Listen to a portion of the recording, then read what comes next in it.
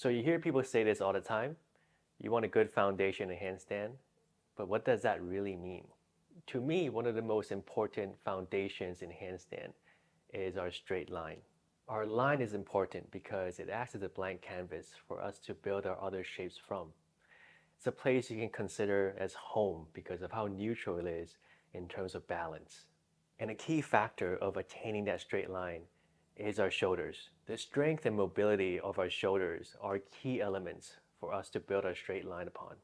So those are the three key words that you want to remember today.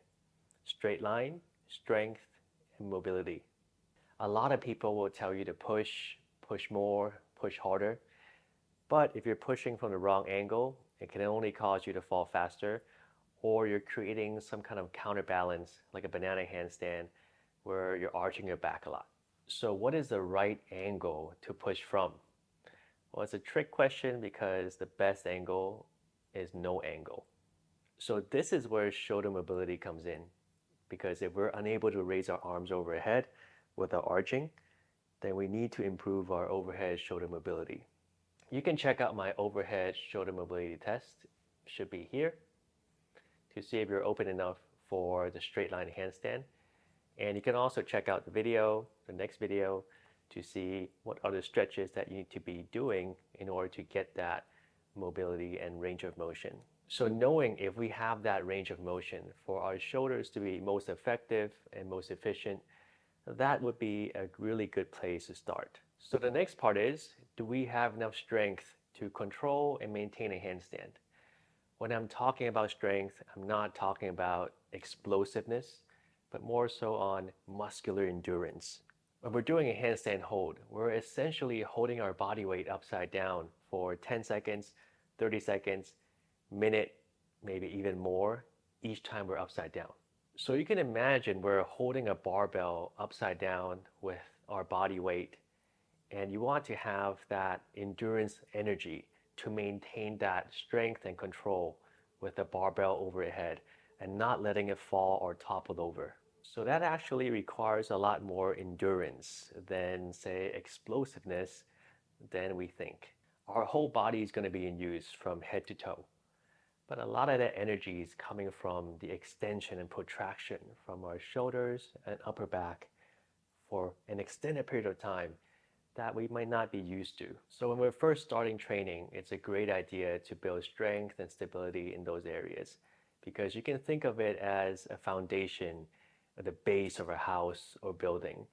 If that collapses, everything else goes with it. One of my favorite beginner drills is to do chest facing wall holds, where we can open our shoulders 180 degrees and we can hit a certain time under tension for our shoulders and upper back to have that extension and protraction period. When we're doing this drill, it's important to film ourselves from the side profile view to see if our shoulders are extended and straight, and if it's collapsing or not, and to see the overall line to see if it resembles the wall as straight as possible. Another drill you can try is also chest facing wall. You start out feet together, pointed feet. If you can walk your hands closer to the wall, even better. From there, you open your legs to a straddle. It doesn't have to be a huge straddle.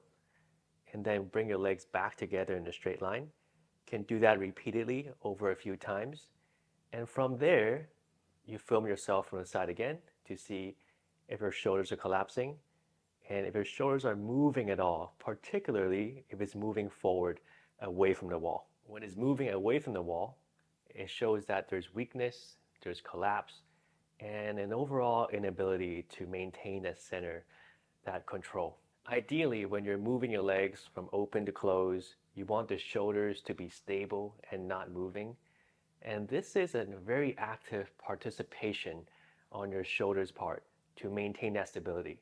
First, you want your weight to be in the right place in the center of our palms. And then you want your shoulders to have no angle at all so that the strength can be really direct from our wrists to our hips, to our legs, to our feet. And then you want to maintain and protect that center where you're not collapsing your shoulders forward as your legs are moving from outside to inside. This requires an active tension and strength and stability of your shoulders. And this is a big part of our foundation that we're talking about today. In my opinion, chest-facing wall drills are one of the best drills to train in this area because first, you don't have to worry about balance. When you're first starting out, balance could be an issue because of many different reasons. And when your feet lightly touching the wall, you don't have to balance as much. Secondly, a lot of that weight are already on your hands so that you can feel that tension, that pressure on your hands, and you can shift your weight forward and adjust your weight towards a better balanced position. And then you can use the wall as like a ruler, as like a metric to measure your line. You want your body to match the wall as much as possible. With that being said, you only want your feet to touch the wall. With your feet touching the wall, nothing else is touching. It depends on the person, but usually the cues would be to move your shoulders and your armpits towards the wall slightly more while hollowing your chest in and chest caving in a lot. So you're not touching the wall with your chest. And then you want to move your pelvic bones also towards the wall, but without the thighs and your belly touching the wall. So essentially, you're aligning yourself to the wall as much as possible while maintaining that center and balance on your hands. This is one of the huge benefits of chest-facing wall drills. There are a lot more drills like this, and what we're trying to achieve ultimately is a strong upper body so that we can give more options to our legs. For the most part, handstand variations happen with our legs. Our legs can move side to side, forward and back, into a tuck, into a straddle, you name it.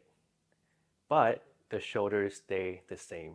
They stay in the middle, with an exception of a few positions like the Mexican handstand or a plunge. For the most part, majority of our handstand, our shoulders maintain that center line, that stability, while your legs, they can have all kinds of creative variations. So when you're starting out and you want to know what should be the top of your priority list in your training, strengthening your shoulders, increasing shoulder mobility, mastering your straight line, those three things should take you a long way. Try the drills I mentioned earlier. Let me know what you think. If you like these videos, please hit that subscribe button. You can check out my channel for more tutorials. Really appreciate you for watching all the way to the end. Until next time, bye-bye.